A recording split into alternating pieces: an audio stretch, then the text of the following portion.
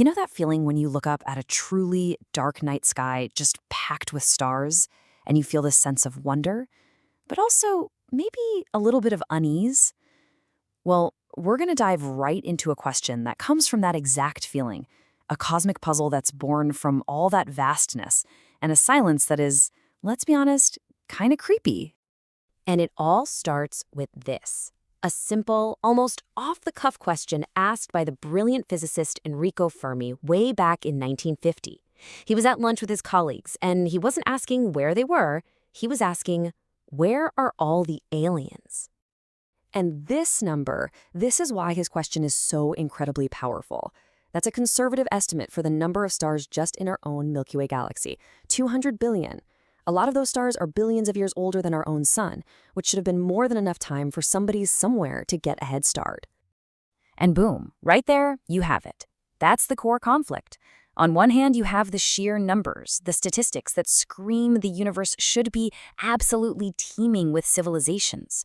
But on the other hand, when we actually point our telescopes out there and listen, we get nothing, just this profound, unnerving, great silence.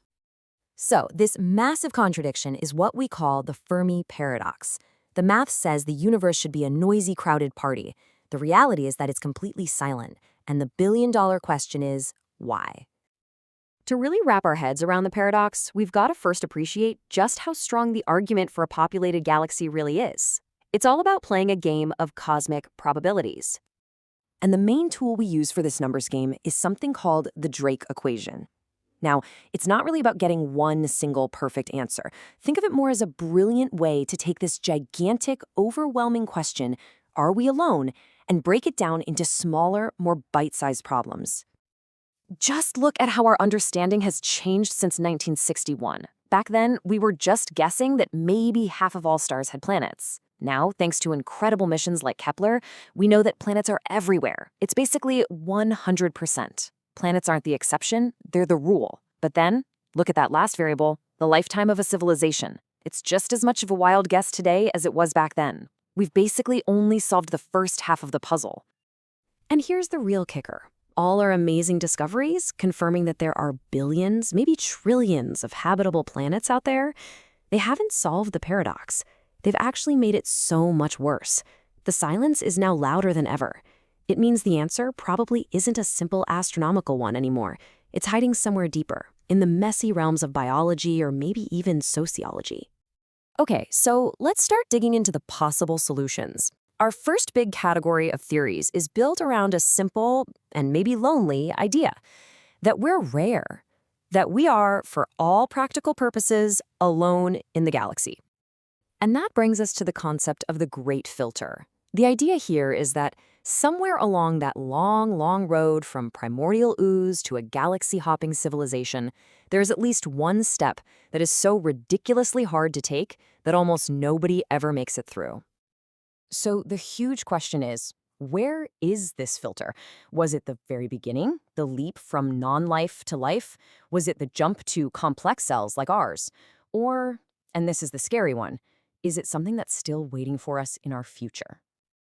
You see, where that filter is located changes everything. If the Great Filter is in our past, that's great news for us. It means we are the lucky ones, the cosmic lottery winners, who somehow made it through. Our future is wide open. But if the filter is ahead of us, then that silence we hear out in space, it's a graveyard. It's a chilling warning that civilizations like ours almost never make it. Now, the most popular filter in the past idea is the rare Earth hypothesis. This theory basically argues that Earth won the cosmic lottery not just once, but dozens of times. It says the combination of things needed for complex life, being in just the right part of the galaxy, having a giant planet like Jupiter to protect us, plate tectonics, a massive moon to keep our axis stable, is so incredibly unlikely that we might just be one of a kind. But okay, what if we're not rare at all? Let's flip the script and explore a second, even more unsettling category of ideas. What if intelligent life is actually common, but they're all being quiet for a very good reason? So, you've got the zoo hypothesis. This is the idea that advanced civilizations know we're here, but they're intentionally leaving us alone. They're treating Earth like a cosmic nature preserve. Or maybe they have a prime directive, a strict rule against interfering with developing worlds. They're watching, sure, but from a safe distance. Then there's a much, much darker take. It's called the dark forest hypothesis. It argues that the universe is a terrifyingly dangerous place. Any civilization that reveals its location by sending out signals is just inviting its own destruction from older, more powerful civilizations who see any newcomer as a potential threat. In that universe, Survival 101 is to stay absolutely deadly silent. But, maybe the answer isn't so dramatic. Maybe they're not rare, and maybe they're not hiding. Maybe we just haven't looked hard enough, or in the right way.